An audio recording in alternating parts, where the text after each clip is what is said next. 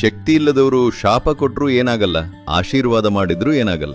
ಹತಾಶೆಯಿಂದ ಕೆಟ್ಟದ್ದೆಲ್ಲವನ್ನ ಹೇಳ್ತಾರೆ, ಶಾಪ ಹಾಕ್ತಾರೆ. ಮನಸಾರೆ ಆಶೀರ್ವಾದ ಮಾಡಿದ್ರೆ, ವರವನ್ನ ಕೊಟ್ರೆ ಇವೆರಡೂ ಫಲಿಸುತ್ತಾ? ನಿಮ್ ಕೈಯಲ್ಲಿ ಒಂದು ಬಂದೂಕು ಇದೆ ಅಂದ್ಕೊಳ್ಳಿ, ಒಳಗೆ ಬುಲೆಟ್ ಇಲ್ಲ. ಶೂಟ್ ಮಾಡಿದ್ರೆ ನಾನ್ ಸಾಯ್ತೀನಾ? ಇದು ಕೂಡ ಹಾಗೇನೆ. ಮನುಷ್ಯ ಇದ್ದಾನೆ, ತನ್ನ ಭಾವನೆಗಳಿಂದ ಒಳಿತನ್ನ ಮಾಡಬೇಕಂದ್ರೆ ಅಥವಾ ಕೆಟ್ಟದ್ದನ್ನ ಮಾಡಬೇಕಂದ್ರೆ ಒಳಗೆ ಸಾಧನ ಇರಬೇಕಲ್ವಾ, ಶಕ್ತಿ ಇರಬೇಕಲ್ವಾ?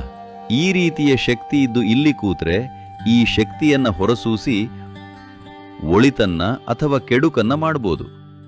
ಅವರ ಶಕ್ತಿಯಾನುಸಾರ ಏನೋ ಒಂದನ್ನ ಮಾಡ್ಕೊಳ್ತಾರೆ ಅವರು. ಆದ್ರೆ ಮೂಲಭೂತವಾಗಿ ಶಕ್ತಿ ಇರಬೇಕಲ್ವಾ? ಶಕ್ತಿ ಇಲ್ಲದವರು ಶಾಪ ಕೊಟ್ರೂ ಏನಾಗಲ್ಲ, ಆಶೀರ್ವಾದ ಮಾಡಿದ್ರೂ ಏನಾಗಲ್ಲ. ಹಾಗಾಗಿ ನಾವೇನು ಮಾಡ್ತೀವಿ ಅಂದ್ರೆ, ಯಾರಿಗಾದ್ರೂ ಧ್ಯಾನ ದೀಕ್ಷೆ ಕೊಡ್ಬೇಕಂದ್ರೆ ಅವರನ್ನ ತಯಾರು ಮಾಡ್ತೀವಿ. ಹಲವಿಧದಲ್ಲಿ ತಯಾರು. ಎಷ್ಟರ ಮಟ್ಟಕ್ಕೆ ಅಂದ್ರೆ, ಅವರು ಈ ಜಗತ್ತಿಗೆ ತಾಯಾಗಿ ಇರ್ತೀನಿ ಅನ್ನೋ ಹೆಜ್ಜೆ ಇಡಬೇಕು. ಒಳ್ಳೆಯದನ್ನ ಮಾತ್ರ ಮಾಡ್ತೀನಿ. ಒಳ್ಳೆಯದನ್ನ ಮಾತ್ರ ಮಾಡ್ತೀನಿ ಅಂದ್ರೆ ಆಗಲ್ಲ. ಜಗತ್ತಿನಲ್ಲಿರೋ ಜೀವರಾಶಿಗಳೆಲ್ಲ ನನ್ನ ಮಗು ಅಂತ ಭಾವಿಸಿದ್ರೆ ಆಗ ಕೆಡುಕನ್ನ ಮಾಡಲ್ಲ.